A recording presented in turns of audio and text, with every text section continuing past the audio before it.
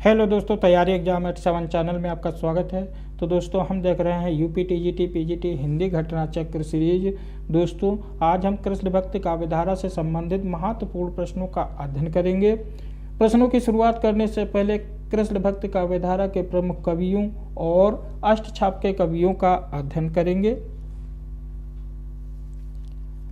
तो आइए देखते हैं कृष्ण भक्ति काव्यधारा के प्रमुख कवि।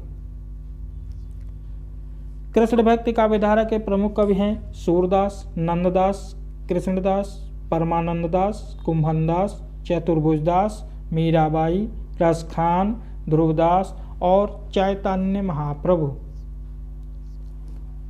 अष्टछाप के कवि। दोस्तों, अष्टछाप कवियों से संबंधित अनेक प्रकार के प्रश्न पूछ लिए जाते हैं, इसीलिए इन्हें याद करना अत्यंत आवश्यक है। वल्लभाचार्य जी के पुत्र विट्ठल नाथ जी ने सन 1565 ईस्वी में 8 कवियों का एक मंडल बनाया, जिसे अष्टछाप कहा गया। अष्टछाप के कवियों में प्रथम 4 शिष्य वल्लभाचार्य जी के और अंतिम 4 शिष्य विट्ठल नाथ जी के हैं।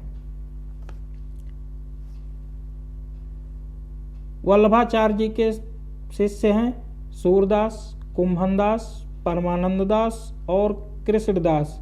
इन्हें याद करने की सरल ट्रिक है सूक पक्र। सू से सूरदास, कु से कुंभनदास, पा से परमानंददास और क्री से कृष्णदास। विट्ठलनाथ जी के 4 शिष्य हैं छेद स्वामी, गोविंद स्वामी, चतुर्भुजदास और नंददास। इन्हें याद करने की सरल ट्रिक है छी गोचनम। छी से छेद स्वामी, गो से गोविंद स्वामी, चा से चतुर्भुजदास और ना से नंददास। दोस्तों, इन्हें अच्छी तरह से याद कर लें, जिससे कभी भी परीक्षा में प्रश्न आ जाए तो उसे आसानी से हल कर सकें। तो आइए देखते हैं आज के महत्वपूर्ण प्रश्न। सूरदास के विषय में कौन सा कथन गलत है? ए. सूरदास को सभी विद्वान जनमान मानते हैं। बी. सूरदास श्रीनाथ मंदिर वृंदावन में कीर्तन करते थे। सी. सूरदास वल्लभाचार्य के शिष्य थे। डी. प्रभु हऊँ सब पतितन को राजा, पर निंदा मुख पूरी रहे जग, यह निशान नित बाजा। पंक्तियाँ सूरदास द्वारा रचित हैं, तो इनमें से कथन गलत है ए. सूरदास किस काल के कवि थे? ए. रीतिकाल, बी. भक्तिकाल, सी. आधुनिक काल, डी. उपर्युक्त में से कोई नहीं। तो इसका सही जवाब है बी. भक्तिकाल। सूरदास कौन सी धारा के प्रतिनिधि कवि हैं? ए. कृष्ण काव्यधारा, बी. राम काव्यधारा, सी. संत काव्यधारा, डी. सूफी काव्यधारा। तो इसका सही जवाब है ए. कृष्ण काव्यधारा। सूरदास ने किस कृति को नहीं लिखा? ए. सुरसारावली, बी. दोहावली, सी. साहित्य लहरी, डी. सुरसागर। तो इसका सही जवाब है बी. दोहावली। दोहावली रचना तुलसीदास जी की है, न कि सूरदास जी की। इनमें से सूरदास की कृति कौन सी है? ए. कवितावली, बी. साहित्य लहरी, सी. गीतावली, डी. गंगा लहरी। तो इसका सही जवाब है बी. साहित्य लहरी। कवितावली, गीतावली ये तुलसीदास की रचनाएं हैं और गंगा लहरी जगन्नाथ रत्नाकर जी की रचना है। सूरदास सुरसागर किस भाषा की कृति है? ए. खड़ी बोली, बी. ब्रजभाषा, सी. अवधी या डी. पंजाबी। तो इसका सही जवाब है बी. ब्रजभाषा। इनमें से सूर्य की रचना कौन सी नहीं है? ए. सूरसागर, बी. सुरसारावली, सी. साहित्य लहरी, डी. रासपंचाध्यायी। तो इसका सही जवाब है डी. रासपंचाध्यायी। यह रचना नंददास जी की है। श्रृंगार और वात्सल्य रस का सम्राट किस कवि को कहा जाता है? ए. तुलसीदास, बी. सूरदास, सी. नंददास या डी. कृष्णदास। तो इसका सही जवाब है बी. सूरदास।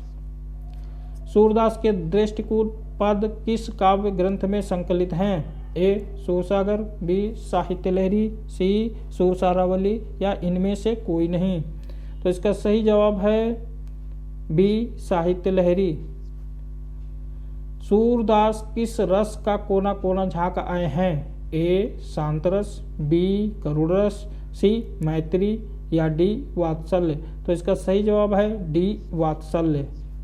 अगला प्रश्न है सैयद इब्राहिम का कवि नाम है, यानी कि सैयद इब्राहिम किस कवि का नाम है? ए जान कवि, बी आलम, सी रस खान या डी इनमें से कोई नहीं। तो इसका सही जवाब है सी रस खान। प्रेम वाटिका नामक ग्रंथ है, प्रेम वाटिका नामक ग्रंथ रचित है रस खान द्वारा, बी रहीम द्वारा, सी नंददास द्वारा या डी मीराबाई द्वारा।